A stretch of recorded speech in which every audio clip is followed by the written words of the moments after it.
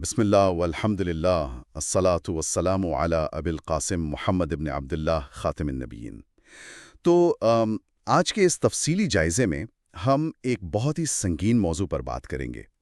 اکثر social media پر اچانک کوئی ایسی پوسٹ سامنے آ جاتی ہے جس میں دعویٰ کیا گیا ہوتا ہے کہ ایک انتہائی مشہور اسلامی فقیہ نے ایک گھناؤنے جرم یعنی زنا کے لیے اجرت کی باقاعدہ اجازت دی ہے۔ استغفر اللہ۔ جی بالکل، اور سچی بات ہے کہ کوئی بھی عام انسان یہ پڑھ کر دہل جائے گا، لیکن ظاہر ہے ہمارا مقصد یہاں کسی کی طرف داری کرنا نہیں ہے۔ ہم خالص علمی اور غیر جانبدارانہ انداز میں یہ دیکھیں گے کہ کیسے 1000 سال پرانی اور پیچیدہ فقہی عبارت کو اس کے اصل سیاق و سباق سے کاٹ کر یہ خوفناک نتیجہ نکالا گیا۔ ہاں، اور یہ جاننا بہت ضروری ہے۔ مطلب پرانی قانونی کتابیں آج کل کی عام زبان میں تو نہیں لکھی گئی نا؟ جب ان میں یہ لکھا ہوتا ہے کہ کسی مخصوص صورت میں حد یعنی سزائے موت ساقط ہو گئی تو عام قاری کیا سمجھتا ہے؟ وہ یہی سوچے گا کہ شاید وہ کام جائز ہو گیا۔ دراصل یہی سب سے بڑی غلط فہمی ہے۔ میں بتاتی ہوں، فقہ حنفی میں اس مخصوص صورت میں حد گرنے کا مطلب یہ ہرگز نہیں کہ وہ کم حلال ہو گیا، استغفر اللہ۔ وہ عمل اپنی جگہ قطعی حرام اور گناہ کبیرہ ہی رہتا ہے۔ سزا گرنے کی واحد وجہ ایک ٹیکنیکل اصول ہے جسے اسلامی قانون میں شبہہ یا قانونی شک کہا جاتا ہے۔ اچھا، ذرا مجھے یہ شبہ والا نقطہ سمجھنے دیں۔ مطلب کیا ہم اسے آج کے دور کی کسی ٹیکنیکلٹی سے تشبیہ دے سکتے ہیں؟ جیسے اگر پولیس کی تفتیش میں کوئی تکنیکی خامی نکل آئے تو جج مجرم کو سزائے موت سے تو بچا لیتا ہے، لیکن اسے عمر قید جیسی کوئی دوسری سخت سزا دے دیتا ہے۔ ہاں، یہ ٹیکنیکلٹی والی مثال معاملے کو سمجھنے کے لیے زبردست ہے۔ اسلامی قانون کا یہ بنیادی اصول ہے کہ جہاں ذرا سا بھی قانونی شک پیدا ہو وہاں حتمی سزا یعنی حد کو روک دو تاکہ کسی انسان کی جان غلطی سے نہ چلی جائے۔ تو کیا یہاں بھی ایسا ہی ہے کہ اگر کوئی مجرم پیسے دے کر اس فعل کی کوشش کرے تو وہ سزائے موت سے شاید بچ جائے گا، لیکن اس کا مطلب کلین چٹ ملنا نہیں ہے؟ استغفر اللہ۔ بالکل صحیح سمجھے آپ۔ گناہ، آخرت کی پکڑ اور تعزیر یعنی قاضی کی ثوابدید پر مبنی انتہائی سخت سزا اپنی جگہ موجود رہتی ہے۔ مقصد مجرم کو کھلی چھٹی دینا نہیں تھا، بلکہ جان لینے کے معاملے میں انتہائی احتیاط برتنا تھا۔ صحیح۔ اور میں جب ان حوالوں کا مطالعہ کر رہا تھا تو میرے ذہن میں ایک سوال ابھرا۔ اس مخصوص شبہ کی بنیاد دراصل ایک تاریخی واقعہ ہے جو حضرت عمر رضی اللہ عنہ کے دور میں پیش آیا۔ جی ہاں، وہ واقعہ اس پوری بحث کا مرکز ہے۔ ہوا کچھ یوں تھا کہ صحرا میں ایک عورت بھوک اور پیاس سے مر رہی تھی۔ اس نے ایک چرواہے سے دودھ مانگا، لیکن اس چرواہے نے بدلے میں ایک نہایت غلیظ شرط رکھ دی، استغفر اللہ۔ اور اس عورت کو اپنی جان بچانے کی شدید مجبوری کے تحت وہ شرط ماننی پڑی۔ تو جب یہ ہولناک معاملہ حضرت عمر کے پاس لایا گیا تو انہوں نے کیا فیصلہ کیا؟ انہوں نے اس عورت کی جان لیوا مجبوری کو دیکھتے ہوئے فیصلہ دیا کہ یہاں حد نافذ نہیں ہوگی۔ انہوں نے اس دودھ کو اس عورت کا مہر تصور کیا اور اس کی مجبوری کے حالات کو استحجار یعنی اجرت پر کسی کو رکھنے کے مشابہ قرار دیا تاکہ شک کا فائدہ دے کر فوری سزائے موت کو روکا جا سکے۔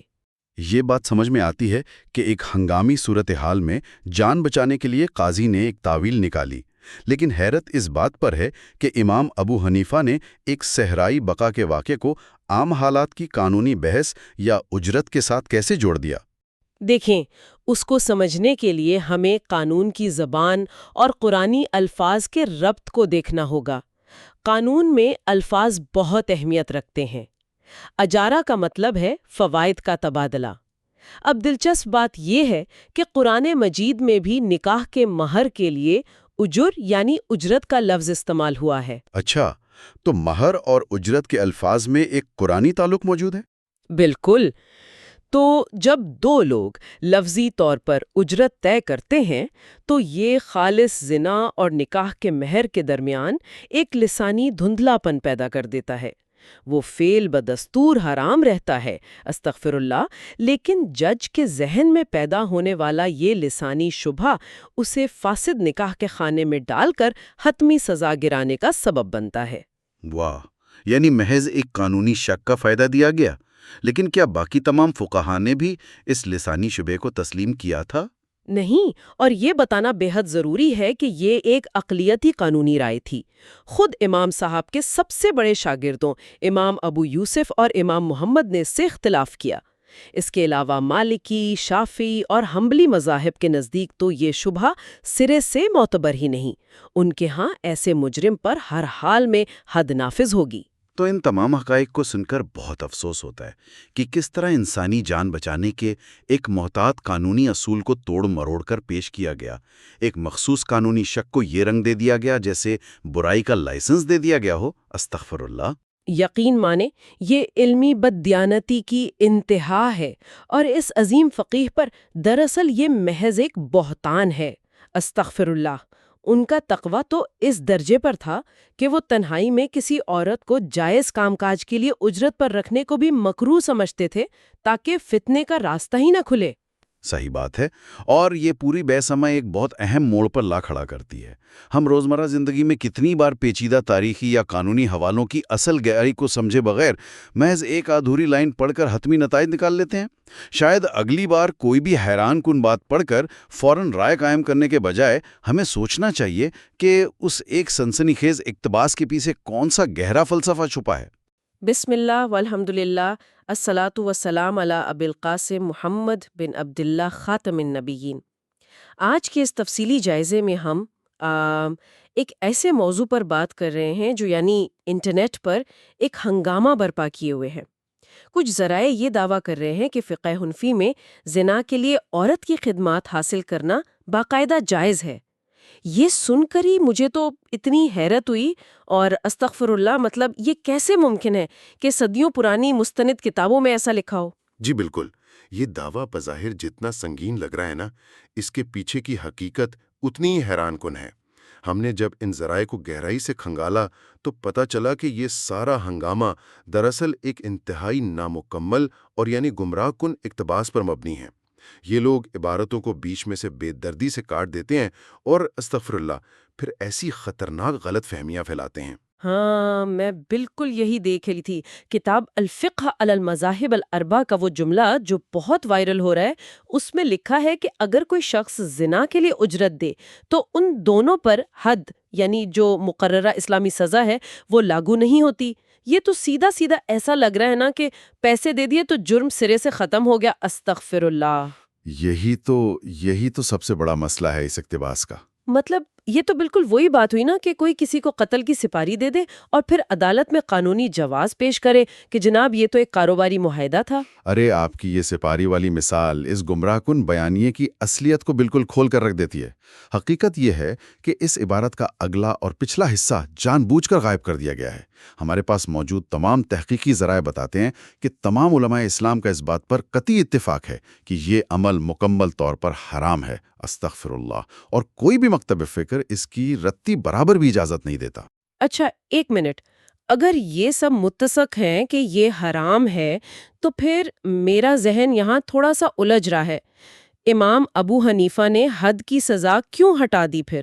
مطلب اگر جرم اتنا ہی سنگین ہے تو سزا میں یہ رعایت کیوں دی گئی؟ دیکھیں، اس میں ہمیں ان پرانی قانونی اصطلاحات کو ذرا سمجھنا ہوگا۔ امام ابو حنیفہ کا مقصد ہرگز اس کو مباح یا جائز قرار دینا نہیں تھا۔ اسلامی قانون کا ایک بہت بنیادی اصول ہے جسے شبہ کہتے ہیں، یعنی قانونی شک۔ صحیح۔ تو چونکہ یہاں ایک اجرت کا معاملہ بیچ میں آ گیا تو مجرم کو یہ باطل شبہ ہو سکتا تھا کہ شاید اس مالی معاہدے نے اسے جواز فراہم کر دیا۔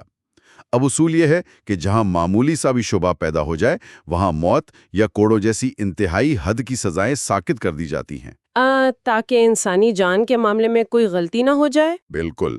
حفظ الدماء یعنی خون کی حفاظت میں انتہائی احتیاط برتی جاتی ہے، لیکن اس کا مطلب یہ ہرگز نہیں کہ مجرم کو چھوڑ دیا گیا۔ امام صاحب نے تعزیر یعنی قاضی کی صوابدید پر مبنی انتہائی سخت اور عبرتناک سزا کو لازمی قرار دیا، اور آخرت کا عذاب تو اپنی جگہ ہے۔ ہاں، اب بات کچھ صاف ہو رہی ہے۔ تو یہ دراصل کسی قانونی حکم کا فائدہ اٹھانے والی بات ہے، بالکل ویسے ہی جیسے کوئی جج کسی ٹیکنیکل شک کا فائدہ دے کر مجرم کو پھانسی کے بجائے لمبی قید کی سزا سنا دے۔ اس کا یہ مطلب تو نہیں کہ جرم قانونی یا جائز ہو گیا۔ استغفر اللہ۔ جی 100% درست کہا آپ نے۔ اور آپ کو ایک اور مزے کی بات بتاؤں، خود امام ابو حنیفہ کے اپنے شاگرد امام محمد اور قاضی ابو یوسف بھی اپنے استاد کے اس قانونی شک والے موقف سے متفق نہیں تھے۔ ان کے نزدیک یہ موقف مرجوع یعنی کمزور ہے۔ کیا واقعی؟ ہاں، باقی تمام مکاتب فکر کا بھی یہی ماننا ہے کہ اس صورت میں کوئی شبہ پیدا ہی نہیں ہوتا اور حد بہرحال ہر صورت نافذ ہوگی، سوائے اس کے کہ کوئی شخص بالکل نیا مسلمان ہوا ہو یا کسی ایسے دور دراز علاقے سے ہو جہاں شریعت کے احکام پہنچے ہی نہ ہوں، ورنہ اس پر حد ہی لگے گی۔ استغفر اللہ، کوئی دوسری رائے ہے ہی نہیں۔ یہ ساری تفصیل جاننے کے بعد تو یہی بات کھل کر سامنے آتی ہے کہ علم کے نام پر کتابوں سے آدھی بات نقل کرنا کس قدر خوفناک علمی خیانت ہے۔ صرف ایک جملہ کاٹ کر پورے فقہی نظام کو بدنام کرنا، یہ تو سیدھا سچائی کا قتل ہے، استغفر اللہ۔ جی بالکل، اور یہ چیز ہمیں ایک بہت گہرے فکری بحران کی نشاندہی کرتی ہے۔ ہاں، اور یہ تفصیلی جائزہ اختتام پر ایک بہت اہم سوال چھوڑ جاتا ہے۔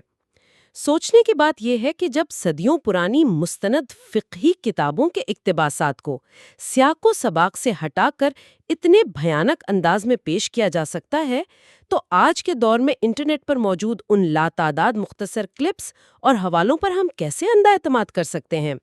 یہ سننے والوں کے لیے واقعی ایک لمحہ فکریہ ہے کہ تحقیق کے بغیر سنی سنائی معلومات کو حتمی مان لینا، کیا ہم اپنا ہی نقصان نہیں کر رہے؟